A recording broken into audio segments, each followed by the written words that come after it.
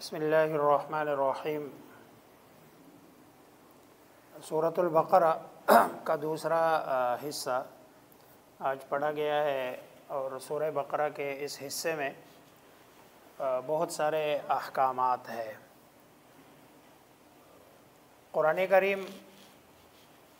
کے جو خطابات ہیں، کبھی امت دعوت کو خطاب کیا جاتا ہے اور کبھی امت اجابت کو۔ جہاں امت دعوت کو خطاب ہے وہاں پر یا اہل الکتاب کے ساتھ خطاب ہے، یا ایھا الکافرون کے ساتھ خطاب ہے۔ لیکن جہاں امت اجابت کو خطاب ہے وہاں یا ایھا الذین آمنوا کتب علیکم الصیام، یا ایھا الذین آمنوا کتب علیکم القصاص، یہ امت اجابت کو خطاب ہے۔ اور کبھی دونوں کو مشترکہ خطاب ہوتا ہے، جیسے اسی پارے کے شروع میں یا ایھا الناس اعبدوا ربکم الذی خلقکم۔ تو ابتدا میں جتنے بھی خطابات تھے یا بنی اسرائیل سے، وہ سارا امت اجابت امت دعوت کو خطابات تھے۔ اب امت اجابت کو خطاب یعنی ایمان والوں کو خطاب۔ اس میں سب سے پہلے آیت بر کو ذکر کیا گیا ہے، لیس البر ان تولوا وجوہکم قبل المشرق والمغرب، کہ بھئی پوری نیکی، اگر کوئی آدمی یہ سمجھتا ہے کہ بھئی میں نے مشرق مغرب کی طرف مثلا نماز پڑھ لی اور نماز پڑھ کے گویا کہ میں نیک بنا، دیندار بنا، فرمایا پوری نیکی یہ نہیں ہے، بلکہ پوری نیکی کیا ہے؟ وَلَكِنَّ الْبِرَّ مَنْ آمَنَ بِاللَّهِ وَالْيَوْمِ الْآخِرِ۔ پوری نیکی کیا ہے؟ اس آیت کا خلاصہ کہ عقیدہ آپ کا ٹھیک ہو، عقائد کے اعتبار سے آپ کا عقیدہ پختہ ہو۔ دوسرا یہ کہ عبادات آپ کے ٹھیک ہو۔ تیسرا یہ کہ معاملات آپ کے ٹھیک ہو۔ چوتھا یہ کہ حدود و قصاص پر آپ کا ایمان ہو۔ اور پانچواں یہ کہ معاشرت، اخلاق اور آداب آپ کے ٹھیک ہو، تب جا کے آپ پورے مسلمان بنتے ہیں۔ اسی پارے کے بالکل آخر میں اللہ تبارک و تعالیٰ فرما رہے یا ایھا الذین آمنوا ادخلوا فی السلم کافہ، کہ اسلام میں پورے کے پورے داخل ہو جاؤ۔ اور پورا کا پورا داخل ہونا یہی ہے کہ آپ دین کے ہر شعبے پر ایسے ہی عمل کرے جیسے اللہ تبارک و تعالیٰ نے حکم فرمایا ہے۔ اس میں جو احکامات ہے، سب سے پہلا جو حکم ہے وہ قصاص کا ہے، یا ایھا الذین آمنوا کتب علیکم القصاص۔ اور یہ قرآن کریم کا اسلوب اور یہاں پر ابتدا کی گئی یا ایھا الذین آمنوا، اے ایمان والو، کتب علیکم القصاص۔ اور یہ اسلام کا فوجداری نظام ہے کہ اگر کوئی آدمی کسی کو قتل کرے جان بوجھ کر تو اس کے بدلے میں اس کو قتل کیا جائے گا، اور انسانی جان کو ایک محترم چیز قرار دیا اور اس کی حفاظت کو ضروری قرار دیا اسلام میں۔ اگر خدا نخواستہ کسی سے کوئی جان تلف ہو جائے تو اس کے لیے قصاص کا اللہ تبارک و تعالیٰ کی طرف سے قانون، اور پھر قصاص میں مساوات ہے، برابری ہے، عدل ہے، انصاف ہے، اور شریعت کے ہر حکم میں اعتدال ہے۔ اعتدال سے ہٹ کر شریعت کا کوئی حکم نہیں ہے۔ اسلام کے جتنے بھی قوانین ہیں یہ مبنی بر حکمت ہے، وَلَكُمْ فِي الْقِصَاصِ حیات میں اسی کو بتایا گیا کہ یہ قصاص میں بظاہر تو بندے کو قتل کرنا لگتا ہے، لیکن اس میں حکمت یہ ہے کہ بھئی اس میں اصل میں زندگی ہے۔ جب ایک بندے کو قصاصاً لٹکا دیا جائے قتل کے بدلے میں تو پھر کسی اور کو قتل کرنے کی جرت نہیں ہوگی۔ اس کے بعد پھر روزے کا حکم بتایا گیا ہے کہ ہر عاقل بالغ مسلمان پر روزے کو فرض قرار دیا گیا۔ اگر کوئی آدمی روزے کے تمام آداب کو ملحوظ نظر رکھتے ہوئے اس پورے مہینے کے روزے رکھ لے تو یہ انسان میں تقوی پیدا کرنے کے ساتھ ساتھ انسانی احساسات بھی بیدار کرتا ہے۔ اس سے انسانی احساسات بیدار ہوتے ہیں کہ جب بندے کو خود بھوک لگتی ہے نا تو پتہ چلتا ہے کہ مجھے تو ایک مہینے کی بھوک برداشت نہیں ہے۔ ہمارے معاشرے میں ایسے بھی لوگ ہیں جو 11 مہینے بھوکے رہتے ہیں۔ تو اس سے انسانی احساسات۔ پھر روزہ بتایا کہ روزہ صبح سے لے کر شام تک کھانا پینا اور زوجیت کے عمل سے روکے رکھنے کا نام ہے۔ اگر کوئی آدمی بیمار ہو یا سفر پہ ہو تو اللہ تبارک و تعالیٰ نے اجازت دی ہے کہ اس حالت میں اگر کوئی آدمی روزہ نہ رکھے، لیکن نہ اس کا فدیہ نہیں ہوگا، یہ بعد میں جب سفر سے باہر آئے گا اور گھر پہنچے گا یا پھر بیماری سے تندرستی ملے گی تو اس کے بعد یہ روزے رکھے گا۔ آگے پھر روزے کے متعلق روزے کے ساتھ ساتھ پھر اعتکاف کا حکم بھی بتا دیا گیا کہ بھئی اعتکاف میں خالص اللہ تبارک و تعالیٰ کی رضا کے لیے مسجد میں ایسے بیٹھنا کہ دنیا سے اپنے سارے تعلقات کو ختم کر کے خالص اللہ تبارک و تعالیٰ کے لیے بیٹھ جانا، جس کو جو ہے نا پچھلی امتوں میں رہبانیت کی اجازت تھی اور اس امت میں رہبانیت کی اجازت نہیں ہے، گویا کہ یہ رہبانیت کی ایک جھلک ہے جو اس امت کو اعتکاف کی صورت میں شریعت مطہرہ کی طرف سے اجازت دی گئی ہے۔ آگے پھر یسألونک عن الاہلہ میں حج کے مناسک سے متعلق بات بیان کی، اس کے بعد جہاد کا مسئلہ بیان کیا گیا ہے۔ اب ایک طرف حج کا مسئلہ اور اس کے بعد جہاد کا مسئلہ، درمیان میں اموال کا اور مال کا تذکرہ، ایک طرف روزے کا بیان، دوسری طرف جہاد کا جو ہے نا مسئلہ۔ بظاہر یہ جو مضامین ہیں نا آپس میں کوئی ربط معلوم نہیں ہوتا، لیکن جو ہے نا ہر مضمون کا دوسرے مضمون کے ساتھ ایک گہرا تعلق ہے، ربط ہے، اور وہ یہ ہے کہ روزے سے مقصود طہارت نفس ہے اور طہارت بدن ہے۔ اب اس آیت میں مالی تذکرے سے مراد مال کی طہارت ہے، تو جہاں اللہ تبارک و تعالیٰ کو انسان کے بدن اور روح کی طہارت چاہیے، وہاں اللہ تبارک و تعالیٰ کو بندے کے مال کی طہارت بھی مطلوب ہے، اور یہی اللہ تبارک و تعالیٰ اس انسان سے جو ہے نا چاہتا بھی ہے۔ پھر آگے اقدامی جہاد ہے، دفاعی جہاد ہے، جہاد بالقلم ہے، جہاد بالنفس ہے، جہاد کی ساری جو ہے نا قسمیں ہیں۔ اور اقدامی جہاد کا مطلب یہ ہے کہ بندہ خود جارحانہ انداز میں کسی کے خلاف حملہ آور ہو، یہ اقدامی ہے۔ دفاعی یہ ہے کہ آپ پر کوئی بندہ جو ہے نا حملہ آور ہو۔ اقدامی جہاد میں اگر آپ کا لشکر پورا ہے تو شریعت میں گنجائش ہے کہ کچھ لوگ جائے، کچھ پیچھے رہ جائے، لیکن دفاعی جہاد میں پھر یہ والی گنجائش نہیں ہے، جتنے لوگ دفاع کے لیے کافی ہو، اگر سارے لوگ بھی جو ہے نا کام آ جائے تو ہر بندے کے ذمے یہ جہاد لازم اور ضروری ہو جاتا ہے۔ پھر آگے جو ہے نا اس میں حج کی 3 قسمیں بتا دی ہے کہ حج افراد، حج قران اور حج تمتع۔ عام طور پر جو ہمارے پاکستان ہندوستان سے لوگ جانے والے ہوتے ہیں یہ حج تمتع کرتے ہیں۔ حج تمتع کی صورت یہی ہوتی ہے جا کے عمرہ کرتے ہیں، عمرے کا احرام کھول دیتے ہیں، پھر جب حج کا موسم آتا ہے تو حج کا موسم آ کر پھر جو ہے نا حج کا احرام باندھ لیتے ہیں، اس کو حج تمتع کہتے ہیں۔ اور حج افراد یہ ہے کہ خالص حج ہو، دوسرا جو ہے نا دوسری کوئی عبادت نہ ہو، یعنی اس کے ساتھ عمرہ نہ ہو۔ اور حج قران یہ مشکل والا حج ہے کہ بندہ جو ہے نا جا کے وہاں عمرے کا احرام باندھ لے، عمرہ کر لے، اور پھر 10 دن ہے، 20 دن ہے، 30 دن ہے، جتنے دن وہ وہاں رہتا ہے وہ اسی احرام کی حالت میں رہتا ہے، اور پھر جب وہ حج کا موسم آتا ہے تو حج کے موسم میں پھر ان میں کون سا افضل ہے، جو ہے نا بعض لوگ کہتے ہیں حج قران ہے، بعض کہتے ہیں تمتع ہے، بعض کہتے ہیں نہیں افراد افضل ہے۔ اور اس میں اصل مسئلہ یہ ہے کہ رسول اللہ صلی اللہ علیہ وسلم نے کون سا حج فرمایا تھا۔ بعض حضرات کہتے نہیں آپ صلی اللہ علیہ وسلم نے حج قران فرمایا تھا، لیکن بعض کہتے نہیں آپ صلی اللہ علیہ وسلم نے حج تمتع فرمایا تھا تاکہ امت کے لیے جو ہے نا آسانی ہو۔ آگے جو ہے نا اس میں جو مضمون ہے یا ایھا الذین آمنوا ادخلوا فی السلم کافہ، اور اس کے بعد پھر شراب کی حرمت کا حکم بیان کیا گیا ہے۔ پھر جو بندہ مرتد ہو جائے، مرتد ہونے کی سزا بیان کی گئی ہے کہ اس کو جو ہے نا قتل کرنا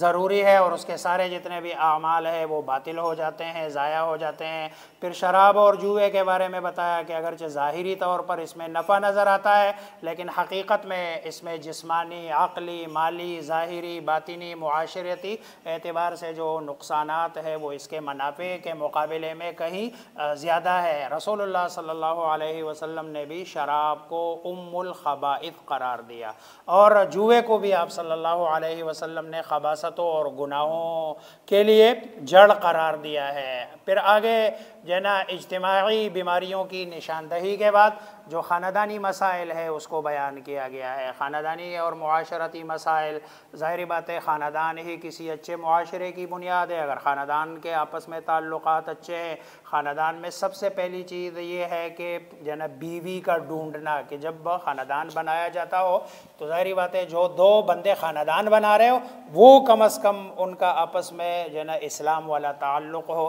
چنانچہ فرمایا وَلَا تنکحوا المشرکات مشرکین حتی یؤمن کہ بھئی اپنی بچیوں کا نکاح کسی مشرک سے نہ کراؤ، ورنہ بچی جو ہے نا مسلمان دوسری طرف مشرک، اور کسی بچے کا نکاح بھی کسی مشرکہ سے نہ کراؤ، اگرچہ وہ جو ہے نا اچھی ہو، تاکہ خاندان کی جو بنیاد ہو وہ اسلامی تعلیمات کے جو ہے نا اس پہ رہے۔ اور پھر آگے فرمایا اللہ تبارک و تعالی جو لوگ پاک صاف رہنا چاہتے ہیں ان کو پسند کرتے ہیں۔ پھر آگے حیض و نفاس کے دوران عورتوں کو نماز پڑھنے کی جو ہے نا چھوٹ دے دی گئی ہے، اور مردوں کو منع کیا گیا ہے کہ اس حالت میں جو ہے نا نہ جائے۔ آگے پھر ایلا کا اور قسم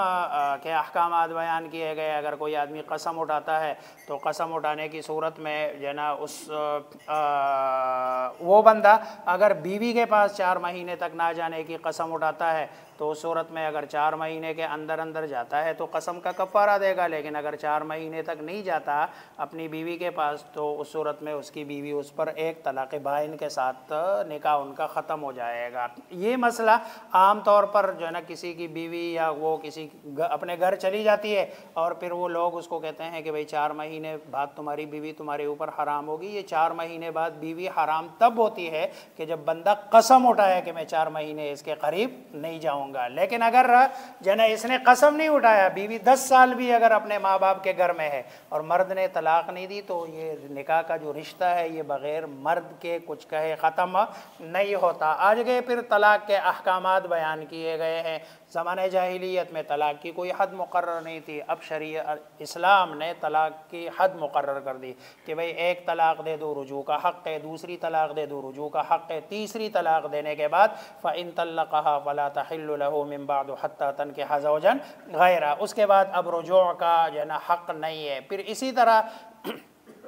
اگر بیوی خلا لینا چاہتی ہے تو خلا لینے کی صورت بھی یہی ہے، قرآن کریم میں اس کو بیان کیا ہے کہ وہ کچھ مال دے دلا کر اپنے شوہر کو فدیے کے طور پر دے اور اپنا آپ چھڑا لے۔ لیکن خلا کے بارے میں یہ بات یاد رہے کہ خلا میاں بیوی کے بیچ ایگریمنٹ ہے، اگر جو ہے نا بیوی راضی ہے شوہر راضی نہیں ہے تو خلا نہیں ہے۔ آج کل ہمارے عدالتوں کا زیادہ تر خلا جو ہے نا وہ شوہر کی رضامندی کے بغیر بیوی جا کے درخواست دیتی ہے اور خلا کی ڈگری دے دیتے ہیں، اس سے خلا نہیں ہوتا اور پہلے والے شوہر کی وہ بیوی رہتی ہے۔ ہاں اگر شوہر میں کوئی مسئلہ ہے اور تو اس صورت میں پھر جو فسخ نکاح تنسیخی نکاح جس کو کہتے ہیں اس کی ڈگری جاری کی جاتی ہے، خلا کی ڈگری جو ہے نا یہ نہیں جاری کر سکتا ہے عدالت جب تک کہ شوہر کی اجازت نہ ہو۔ اگر جو ہے نا طلاق میں پھر آگے بتایا کہ اعتدال کی صورت ہے، پھر طلاق کی عدتیں بتائی ہے، اگر طلاق ہو جائے یا شوہر کی وفات کا جو ہے نا سانحہ آ جائے تو دونوں صورتوں میں عدت لازم ہے۔ عدت طلاق یہ ہے کہ بھئی طلاق اگر وہ عورت مینسز والی ہے تو 3 حیض ہے، اگر مینسز نہیں آتے اس کو تو پھر اس کی عدت 3 مہینے ہے، اگر وہ حاملہ ہے تو وضع حمل ہے، اور اگر شوہر کا انتقال ہو جائے تو اس صورت میں 4 مہینے 10 دن ہے اس کی عدت اگر غیر حاملہ ہے، اور اگر حاملہ ہے تو اس صورت میں اس کی عدت وضع حمل ہے۔ گویا کہ دونوں صورتوں میں جو ہے نا حضرت عمر رضی اللہ تعالی عنہ کا فرمان ہے کہ اگر کسی عورت کے شوہر کا انتقال ہو جائے اور ابھی وہ تختے پہ ہے، یعنی مطلب یہ ہے اس کو نہلایا جا رہا ہو اور شوہر جو ہے نا بیوی کا بچہ پیدا ہو جائے تو بچے کے پیدا ہوتے ہی اس کی عدت کیا ہو جائے گی؟ پوری ہو جائے گی، ختم ہو جاتی ہے۔ گویا کہ اگلے دن نکاح کرے یا نہ کرے لیکن شریعت کی نظر میں اس کو نکاح کی اجازت جو ہے نا ہو جاتی ہے۔ آگے پھر جو ہے نا ایک قصہ بیان کیا گیا ہے جو ہے نا ایک ایسی قوم کا جو طاعون کی بیماری پھیل جانے کے بعد موت کے ڈر سے وہ سارے کے سارے گھروں کو جو ہے نا چھوڑ کر بھاگ کھڑے ہوئے، لیکن ان کا یہ فرار انہیں موت سے نہ بچا سکا۔ اس قصے سے سبق یہی ملتا ہے کہ کوئی بھی تدبیر انسان کو تقدیر سے نہیں بچا سکتی ہے۔ تدبیر بہرحال انسان کو کرنے کی ہے لیکن جو ہے نا تقدیر سے کوئی بندہ بچ نہیں سکتا۔ دوسرا واقعہ یہاں بنی اسرائیل اور طالوت کا ہے کہ جو ہے نا طالوت جن کی قیادت میں جہادی صفات سے مالا مال ایک پورا لشکر اللہ تبارک و تعالی نے جو ہے نا کے حکم سے جو ہے نا وہ اپنے سے کئی گنا بڑے لشکر سے ٹکرائے اور اللہ تبارک و تعالی نے انہیں جو ہے نا فتح دے دی ہے۔ انہی کے لشکر میں طالوت کے لشکر میں حضرت داؤد تھے۔ داؤد علیہ السلام کے بارے میں آتا ہے یہ جو ہے نا بکریاں چراتے تھے جس کو گڈریا کہتے تھے۔ جب یہ لشکر جا رہا تھا تو یہ اس وقت طے بھی نوجوان اتنے زیادہ نہیں تھے، لیکن یہ جو منجنیق جو چھوٹا والا ہوتا ہے نا، جو نا جس کو یوں گھما کے پھر مارا جاتا ہے، اس کے یہ بڑے ماہر تھے اور بہت زبردست ان کا نشانہ تھا۔ یہ جو جالوت تھا، یہ جالوت کمانڈر بھی تھا ان کا، اور بڑا جو نا سورما بھی تھا، موٹا تازہ اور طاقتور بھی تھا، اور یہ پورا لوہے کے زرے میں بند، صرف اس کی آنکھیں نظر آتی تھی۔ تو یہ جو قرآن کہتا ہے نا قتل داود جالوتا، کہ داود نے جالوت کو قتل کیا، اسی منجنیق کے ذریعے سے مارا، اور سیدھا جو ہے نا وہ جو پتھر انہوں نے پھینکا وہ ان کی آنکھ میں جا کے لگا، اور اسی سے جالوت جو ہے نا قتل ہوا، اور اللہ تبارک و تعالی نے بعد میں ان کو نبوت سے بھی نوازا ہے۔ اگلا جو پارہ ہے جس کو جو ہے نا تیسرا پارہ ہے، اس کی پہلی جو آیت ہے تلک الرسل فضلنا بعضهم علی بعض، کہ بھئی انبیاء علیہم السلام ہم نے بعض کو بعض پر فضیلت دی ہے، اور ہر نبی، لیکن ہمیں انبیاء علیہم السلام کے فضائل کو بیان کرتے ہوئے انداز ایسا نہیں اختیار کرنا چاہیے کہ جس میں ایک نبی کی فضیلت بیان کرتے ہوئے دوسرے نبی کی تنقیص لازم آئے، جیسے کہ ہمارے ہاں بعض جو نا لوگوں کا طریقہ کار ہے۔ اگلی جو نا اور سرکار دو عالم محمد مصطفیٰ صلی اللہ علیہ وسلم کو اللہ تبارک و تعالی نے بہت سارے جو نا فضیلتوں سے نوازا ہے۔ آگے پھر جو اگلی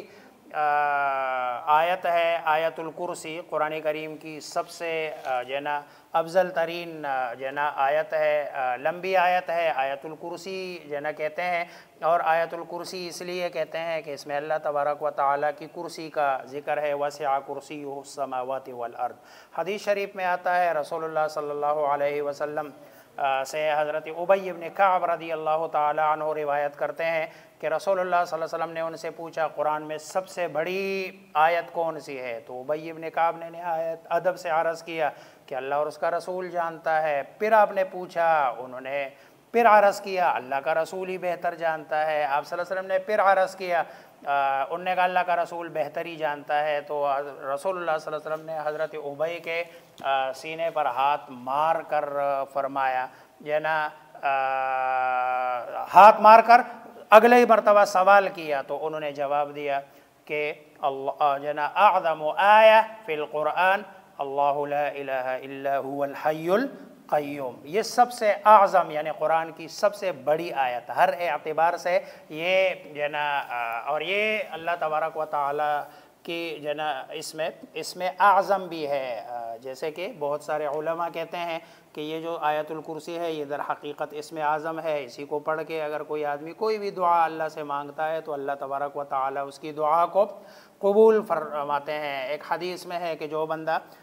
ہر نماز کے بعد، فرض نماز کے بعد آیت الکرسی کی تلاوت کرتا ہے تو اس کے اور جہنم کے بھی اس کے اور جنت کے بیچ میں کوئی چیز مانع نہیں ہے، گویا کہ اللہ تبارک و تعالی اس کی برکت سے بندے کو جنت میں داخل جنا کرتا ہے۔ یہ جنا چھوٹی چھوٹی آیتیں ہیں لیکن اس کی بڑی بڑی فضیلتیں ہیں، اور اس آیت کو اس میں چونکہ جنا اللہ تبارک و تعالی کی وحدانیت اور توحید کا تذکرہ ہے۔ اس کے بعد بعث بعد الموت پر 3 واقعات ہیں۔ پہلا واقعہ حضرت ابراہیم علیہ السلام اور اس کے مقابلے میں جو ان کا دشمن تھا اس کا ہے، اس کے بعد حضرت عزیر علیہ السلام کا واقعہ ہے، اور اس کے بعد پھر ابراہیم علیہ السلام کا اللہ تبارک و تعالی سے سوال ہے کہ بھئی آپ مردوں کو کیسے زندہ کرتے ہیں؟ اللہ نے فرمایا بھئی تم مختلف قسم کے پرندے لے کر ان کو کوٹ کے اور ان کے ٹکڑے کر کے پہاڑوں کے اوپر رکھ کے پھر ان کو بلا لے کیسے میں کرتا ہوں۔ تو جب انہوں نے بلایا تو ہر ٹکڑا ایک دوسرے کے ساتھ جڑ کر جو ہے نا وہ سارے آئے۔ حضرت ابراہیم علیہ السلام نے جب یہ دیکھا، آگے پھر انفاق فی سبیل اللہ کا تذکرہ ہے، اللہ تبارک و تعالیٰ کے راستے میں خرچ کرنے والے کا اجر اور ثواب۔ اگر کوئی آدمی 1 روپیہ اللہ کے راستے میں خرچ کرتا ہے تو اللہ اس کو 700 گنا بڑھ کر جو ہے نا ثواب دیتا ہے۔ اس میں یہ جو آیت ہے نا لا اکراہ فی الدین، اس سے کچھ لوگ بہت عجیب معنی مراد لیتے ہیں۔ مثلا یہ ہے کہ اگر کوئی باپ اپنے بیٹے کو زبردستی کہے کہ بھائی نماز پڑھو تو کہتے لا اکراہ فی الدین، اگر کوئی بندہ دین کے راستے پہ چلانے کا کہے تو کہے لا اکراہ فی الدین۔ یہ مطلب نہیں ہے اس کا، اصل میں ایمان کا تعلق چونکہ دل کے ساتھ ہے، اور دل پہ کوئی بھی بندہ کسی کو مجبور نہیں کر سکتا۔ اگر آپ کو گن پوائنٹ پہ بھی کوئی کہے کہو لا الہ الا اللہ، اور اگر آپ دل سے نہ کہے، زبان سے کہہ دے لا الہ الا اللہ، دل سے نہیں کہے، تو ظاہری بات ہے ظاہری طور پر تو میرے سامنے تو آپ مسلمان ہیں، لیکن اللہ کے ہاں اسلام تبھی ہے کہ جب بندہ دل سے اس کو کیا کر لے۔ یہ مطلب ہے لا اکراہ فی الدین کی، دین میں اکراہ نہیں ہے۔ لیکن یار لوگوں نے اس آیت کو بڑے عجیب عجیب جگہوں میں جو ہے نا اس سے استدلال کر کے ہر وہ کام جو دین کے خلاف ہے اس کے لیے اس کو دلیل بناتے ہیں، اور کہتے ہیں کہ لا اکراہ فی الدین، کہ بھئی دین میں کوئی اکراہ نہیں ہے۔ پھر آگے صدقہ اور خیرات دے کر کہا کہ کسی پر احسان نہ جتلاؤ، دوسرا یہ کہ جس کو صدقہ دیا جائے اس کو ایذا نہ پہنچاؤ، اور اس کام میں ریاکاری کو دخل نہ دو، یعنی ریاکاری نہ کرو، پاکیزہ مال اور اعلیٰ چیز صدقے میں دے دی جائے، اور صدقہ جو ہے نا کھلے طور پر بھی دیا جا سکتا ہے، چھپا کے بھی دیا جا سکتا ہے، لیکن نا آپ کی نیت ٹھیک ہونی چاہیے کہ آپ کھول کر لوگوں کو دکھا کر کیوں دے رہے ہیں اور چھپا کر کیوں دے رہے ہیں۔ اگر نیت صالح ہے تو دونوں صورتیں جائز ہے، ضروری نہیں ہے کہ بھئی جو ہے نا بندہ کھل کے دے یا چھپا کر جو ہے نا دے۔ اسی طرح جو ہے نا آگے پھر سود کی برائی کو بیان کیا گیا ہے کہ سود ایک جو ہے نا بری چیز ہے، شیطان کا دھوکہ ہے، وہ یہی بتاتا ہے کہ بھئی سود سے مال بڑھتا ہے اور جو ہے نا صدقے سے کم ہوتا ہے، حالانکہ اس جو ہے نا اللہ تبارک و تعالیٰ فرماتے ہیں یمحق اللہ الربا ویربی الصدقات، کہ صدقے سے مال بڑھتا ہے اور سود سے مال جو ہے نا کیا ہے گھٹتا ہے۔ پھر آگے سودی کاروبار کرنے والے کو اللہ تبارک و تعالیٰ نے اعلان جنگ جو ہے نا اس کے ساتھ کرنے کا بتایا ہے۔ آگے پھر جو ہے نا ایک اور معاشرتی اور معاملات کے لیے ایک اصول اور ضابطہ بتایا کہ بھئی اگر کہیں آپ کسی کو دین دے، ادار دو، معاملہ کرو تو اس کو لکھ لیا کرو، اگر لکھنے والا کوئی بندہ نہ ہو تو گواہ مقرر کر لیا کرو، اگر دو گواہ بھی موجود نہ ہو تو پھر اس سے کوئی چیز رہن میں لے لیا کرو۔ اب لکھنے سے بھی آپ کا دیا ہوا قرض محفوظ، اگر لکھنے سے نہیں ہے تو پھر گواہ موجود ہو تو تب محفوظ، اور اگر وہ بھی نہ ہو تو اس سے آج جو ہے نا وہ لوگ ایک دوسرے پر اعتماد کرتے، لکھے بغیر جو ہے نا وہ معاملات کر لیتے ہیں، پھر بعد میں پریشانی ہوتی ہے۔ اور آخر میں جو آخری اس جو ہے نا سورت کی آیات ہے جو اس میں بہت اہم ہے، جیسے آیت الکرسی کی اہمیت ہے، ان کی بھی جو ہے نا اہمیت ہے، جس میں ایمانیات کا تذکرہ ہے، آمن الرسول بما انزل الیہ من ربہ والمؤمنون، اور پھر آگے اللہ تبارک و تعالیٰ سے جو ہے نا ثابت قدمی کی، دین پر رہنے کی، کافروں کے خلاف جو ہے نا نصرت کی، مدد کی دعائیں ہیں، اور جو ہے نا یہ فضیلت والی جو ہے نا آیتیں ہیں۔ اور یہ ایک روایت میں آتا ہے کہ اللہ تبارک و تعالیٰ کے جو خاص خزانے ہیں ان خاص خزانوں سے یہ آیتیں عطا کی گئی ہے۔ اللہ مجھے آپ سب کو سمجھنے عمل کرنے کی توفیق عطا فرمائے۔